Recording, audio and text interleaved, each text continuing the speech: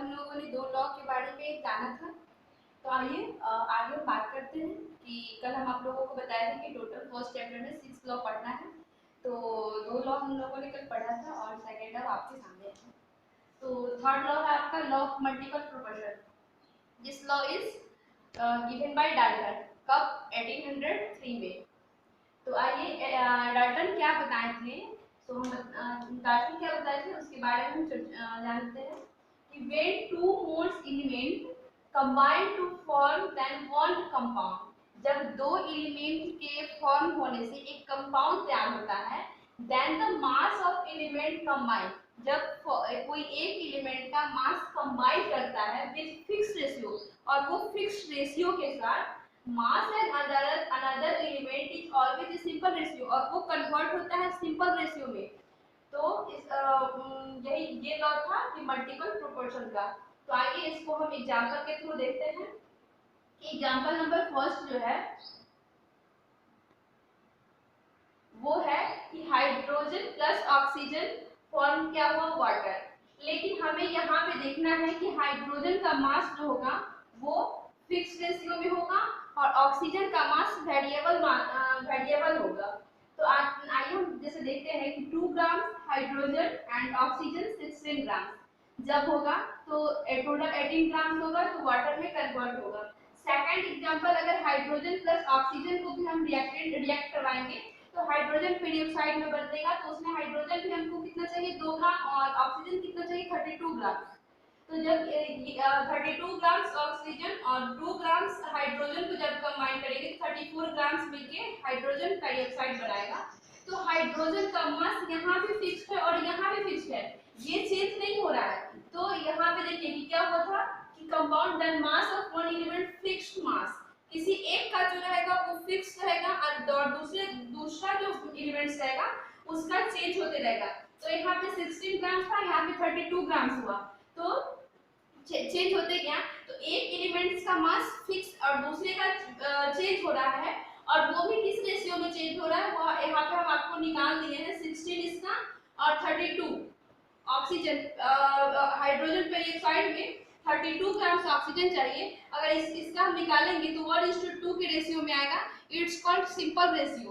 तो simple ratio जैसे 1:2, 2:1, 1:2, या 1:2:1, ये सब क्या है सिंपल रेशियो है। अब 1:9 सिंपल रेशियो में नहीं आएगा, 1:7 सिंपल रेशियो में नहीं आएगा। जब हमें कभी भी ऐसा रिएक्टेंट अगर हम करवाएंगे तो उसका अगर हम सॉल्यूशन निकालेंगे तो वो सिंपल रेशियो में ही कन्वर्ट होगा। ये बात किसने कहा, डाल्टन ने। और सेकंड एग्जांपल एक और हम आप लोगों को दिए हैं कि कार्बन प्लस ऑक्सीजन, जब हम 12 ग्राम कार्बन और 32 ग्राम अगर ऑक्सीजन को रिएक्ट कराएं तो क्या बनेगा, कार्बन डाइऑक्साइड 44 ग्राम, और कार्बन प्लस ऑक्सीजन एक इवी फॉर्म होगा कार्बन मोनोऑक्साइड।